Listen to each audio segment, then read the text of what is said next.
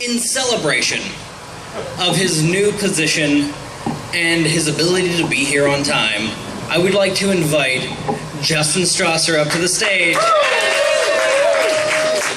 to get us started this evening. Justin Strawser, everybody. Hello. How's everyone this evening? 12. We can follow Jesus now. I'm gonna do some comedy for you tonight, I think. Haven't done that in a while. I've been working a little bit on some comedy bits down at Garfield's open mic. But before we start, what was your name again? Nick walked up to me before we started about half hour ago, and he goes, "Are there any limitations on what you can say up here?" It's nice to have new people. And then he goes, "Are you sure there's no limitations?"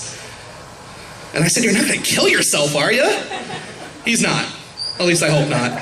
We can't have any worse than somebody breaking into a window and having an anti-capitalist rant up here.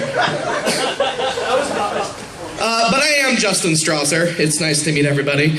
I did grow up in a Christian home, Christian church, Christian school, and it was fun. It was fun. I didn't believe in evolution until college, so a little weird. I still got my eye on it. I don't trust it. Like sloths, I don't think that sloths are, I don't think they prove evolution, and maybe they do. Maybe they just haven't caught up. Right, Jeff? That was actually my joke, Jeff, but I thought of it first. So I'm going to claim it as my own. I went to a church, or I went to a youth group that they did this weird thing where they would want us to teepee hug. Does anybody know what a teepee hug is? Do you know what a teepee hug is? Come up here. Come here. Oh, this guy. No, just me. Okay, well, you're not a girl, but you'll do. Okay, so a teepee hug is when you put your hands up like this, both of them. And that's a teepee hug. That's what they told us. You can sit down, get down. That's what they told us, that's how they told us to hug. They said that, yeah, give them a hand, woo! They told us to hug like that, and they said that girls were red and boys were blue and there was no purpling allowed. And that the only reason guys wanted to hug girls is get close to their boobs. And I got offended by that because that's only like 50% true. I am colorblind. I don't know if you know that about me. So cutting the red wire, the blue wire in movies has no effect on me. And I know what you're thinking. Yes. Yes, Jeff, I do have a favorite color. It's the concept of red. But here's the thing about being colorblind. Whenever you tell somebody that you first meet that you're colorblind, they don't believe you. They don't believe you, and they quiz you. They quiz you, and they shove things in your face repeatedly, going, "What color is this? What color is this? What color is this?" And then I have to lie, or I have to tell them every time that maybe it's red. So I don't know why I would lie about that. I don't know why I would have to prove that. It's not like I'm getting laid off being colorblind, because I haven't gotten laid and I'm colorblind.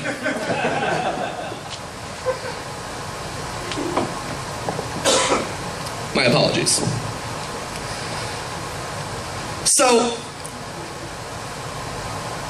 it's like nobody, if I were to roll in here in a wheelchair, come down, I guess I couldn't come down that way or that way. Let's pretend that there's a ramp in here for the handicapped. Get on that, please. But let's just say I rolled in here in a wheelchair. Nobody in this room would look at me and go, "Bullshit." Boom! Get up. And if I had cancer, nobody in this room would say, "Let me see your charts. Let me see them. Let me get this Geiger counter and whatever it is and test you out, see if you have some radiation." That wouldn't work. It wouldn't happen. And I guess what I'm saying is being colorblind is the same as being handicapped and having cancer. But The confession I have is that I'm not fully colorblind. I can see color. I know that the shirt is blue, so don't worry about it. It's just I fail all those stupid circle tests with the blots in the middle. And I had some friends at one time, they got me an I Heart the Colorblind card. And the heart was in the shape of one of those things, and it said, fuck the colorblind. I could see that one. That's some colors I could see. So I need to see color, and I need to be friend blind. That's what it is. Apparently my phone's on. I consider myself a good relative, a good uncle. But let me tell you a story. Let me tell you 2 stories if I have time. How much time am I at? 3. Oh, wow, whatever. I'm gonna just own this stage tonight, right? I have a niece who I'm pretty close in age with in comparison to other people's nieces. Most nieces and uncles are maybe 20 years apart. I am 10 years apart from her. So we grew up together, basically, you know, with her older sister. Her older sister is 5 years younger than me. So we grew up together, and the youngest niece, she was a hellion. She was terrible to everybody. But we weren't very nice to her back.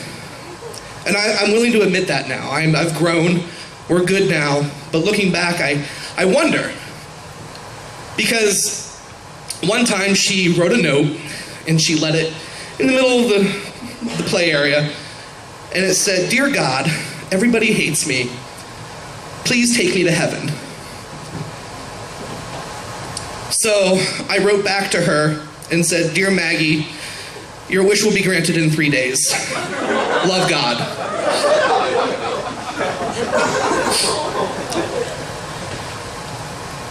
My other niece, my youngest, she's 10. Last year we went to this candy shop about 40 minutes away, and about 5 minutes into the ride, she goes, "Uncle Justin, do you want to play the repeat game?" And at this time, I wasn't sure what that is. Miss, do you know what the repeat game is? Take a guess. What do you think the repeat game is? You just go back and forth. Okay. Yeah.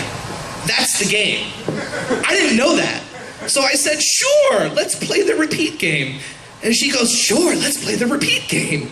And I go, "Oh, so it's this game." And she said, "Oh, so it's this game." So finally, this goes on for about, let's say, 10 minutes. And I said,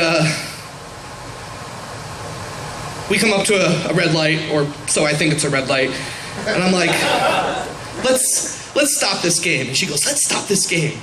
And so I kept saying, "Let's stop this game," over and over again. And it went back and forth between us for 30 minutes.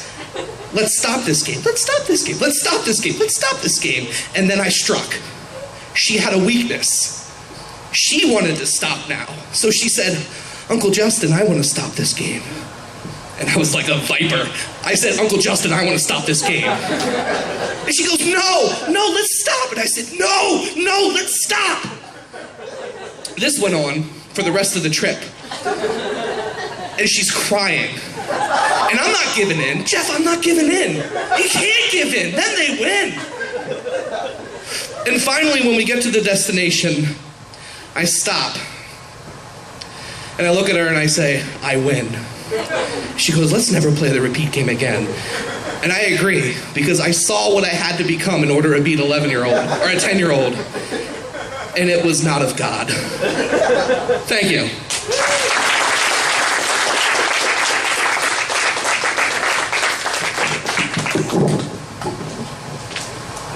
Justin Strawser, everybody.